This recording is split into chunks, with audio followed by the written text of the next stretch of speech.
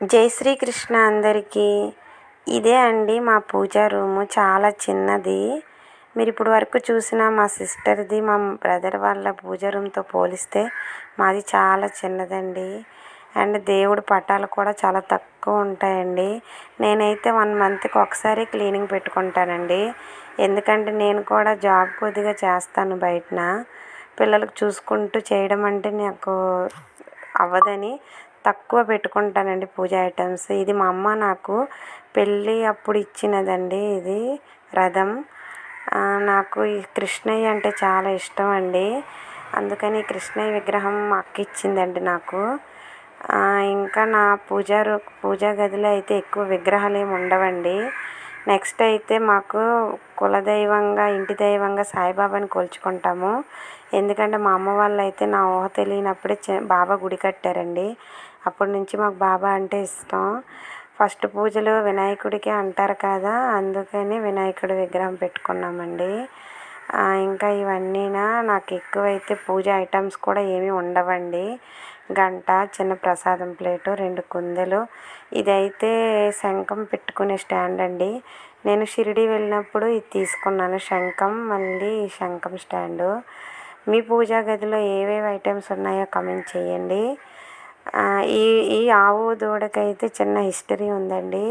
మా నాన్నగారు చనిపోయినప్పుడు మా నాన్నగారు మొబైల్లో లాస్ట్ అమౌంట్ 1500 ఉంటే అది నాకు మా అన్నయ్య సెండ్ చేశాడండి. ఆ అమౌంట్తో నేను గుర్తుగా నా మనీ కలిపి ఖజానాలో కొనుక్కున్నానండి. ఆ గుర్తుగా ఇదైతే శివలింగం అండి. నేను సింహాచలంలో తీసుకున్నాను. శివలింగం కూడా ఇంట్లో ఉండాలి అని మా మావయ్య గారు చెప్పారు. అందుకని అది కూడా పెట్టుకున్నాను. ఇంతేనండి. ఈ చిన్ని దండలు అయితే మా అక్క చేసిందండి. తను వాళ్ళ పూజా రూమ్లో పెట్టుకుంటుంది. ప్రతి విగ్రహానికి వేసుకుంటుంది. అందుకని నాకు 3 చేసి పెట్టింది. ఇవి వేస్తే చాలా అందంగా ఉంటారండి దేవుళ్ళు. పువ్వులు పెట్టకపోయినా సరే నిండుగా ఉంటారు. అదే చిన్న దండలండి. అవేమి ఎక్కువ కాస్ట్ అవ్వదు, లెస్ కాస్టే. కుందుల కింద చిన్న ప్లేట్లు పెట్టుకోవాలంటారు కాబట్టి ప్లేట్లు పెట్టుకున్నాము. ఇవైతే మా పాప చిన్నప్పుడు ఆడుకునే ప్లేట్స్ అండి. నేను ఇక్కడ పసుపుతో ముగ్గు పెట్టుకుంటానండి. పసుపు రాసి ముగ్గు పెట్టుకుంటాను. మా ఫ్రెండ్స్ చెప్పారండి, అంటే పూజా రూమ్ కిందన కొద్దిగా పెద్ద చెంబుతో నిండుగా నీరు పెట్టి ఉంచితే మంచిదని. ఇది కూడా నేను 1 మంత్కి ఒకసారి వేస్తానండి. ఈ పసుపు రాసి మొత్తం ముగ్గు పెట్టుకొని కలశం పెట్టుకుంటాను. కలశంలో వాటర్ మట్టుకు ఎవ్రీడే చేంజ్ చేస్తాను తప్ప ఈ ముగ్గు మట్టుకు 1 మంత్కి ఒకసారి పెట్టుకుంటాను. ఆగ్నేయ మూల వంటగదిలో నేను అన్నపూర్ణాదేవికి కూడా దీపం పెడతానండి రోజున. మళ్ళీ నాకు ఈ తులసి కోట అంటే చాలా ఇష్టం అండి. నేను ఎంతో ఇష్టంగా కొనుక్కున్నాను చిన్నది.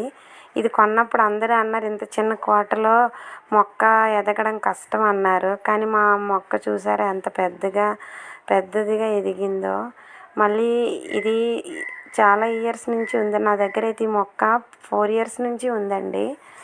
నాకు ఈ మొక్క అంటే చాలా ఇష్టం. మళ్ళీ దీనికి పువ్వులు నేను ఇలాగే అలంకరించుకుంటానండి. ఈ పువ్వులు కూడా మా చెట్లోవే, నేను తీసి పెట్టుకుంటాను. ఈ తులసి కోట దగ్గర కూడా నేను ఎక్కువ ఐటమ్స్ ఏం పెట్టనండి. సింపుల్గా అయితే ఇదిగోండి, పువ్వులతో ఎంత అందంగా ఉందో చూసారా. సింపుల్గా ఒక దీపం, ప్రసాదం ప్లేట్, చిన్న ముగ్గు. నాకు మనీ ప్లాంట్స్ అన్న చాలా ఇష్టం అండి. ఇంట్లో ప్రతి దగ్గర మనీ ప్లాంట్ ఉంటుంది. చూసారు కదా మా తులసి కోట ఎంత అందంగా ఉంది. మీకు నచ్చితే కామెంట్ చేయండి.